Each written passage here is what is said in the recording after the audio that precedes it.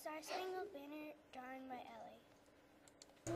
In 1814, while the War of 1812 was still going on, the people of Maryland were in great trouble, for a British fleet began to attack Baltimore.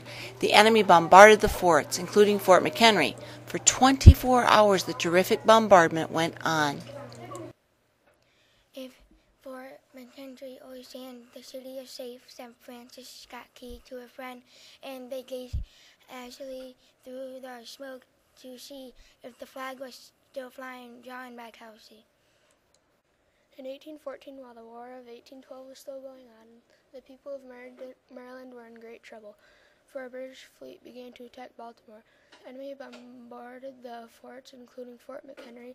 For 24 hours, the terrific bombardment went on. Drawn by Landon. A Maryland doctor had been seized as a prisoner by the British, and the president had given permission for them to go out under a flag of truce to ask for his release. By Mrs. V. The British commander finally decided that the prisoner might be set free, but he had no idea of allowing the two men to go back to the city and carry out any information.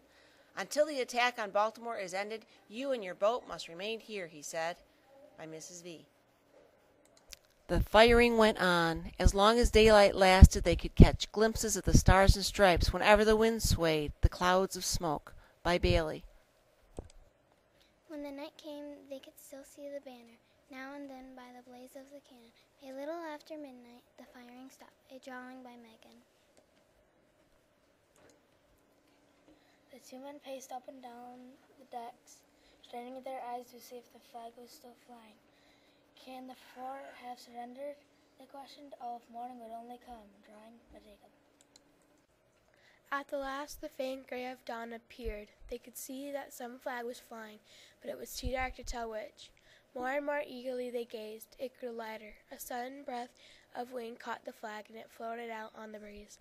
It was no English flag, it was their own stars and stripes. Drawing by Carla. The fort had stood. The city was safe. Then it was that Key took from his pocket an old letter, and on the back of it he wrote the poem, "The Star Spangled Banner." The British departed, and the little American boat went back to the city. Mr. Key gave a copy of the poem to his uncle, who had been helping to defend the fort. The uncle sent it to the printer, and had it struck off on some handbills. Drawing by Isabel. Before the ink was dry, the printer caught up one and hurried away to a restaurant where many patriots were assembled. Waving the paper, he cried, "Listen to this!" And he read, drawing by Ryan. "Oh, say, can you see by the dawn's early light," drawing by Caleb, "what so proudly we hailed at the twilight's last gleaming," drawing by Elena. "Whose broad stripes and bright stars through the perilous fight," by William. "Over the ramparts we watch were so gallantly streaming," drawing by Chloe. "In the rocket's red glare the bombs bursting in air," by Leah.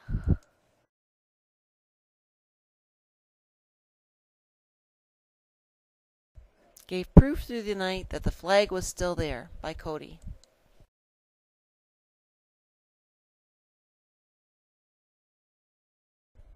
The fleet was out of sight even before the poem was printed. In the middle of the night, the admiral had sent the British soldiers this message: "I can do nothing more," and they hurried on board the vessels, drawing by Victoria.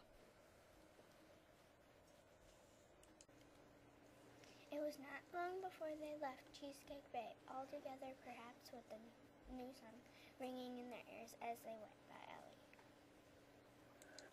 The tune was to Anacreon in heaven, an air which had long been a favorite. Halls, theaters, and private houses rang with its strength. By Carly.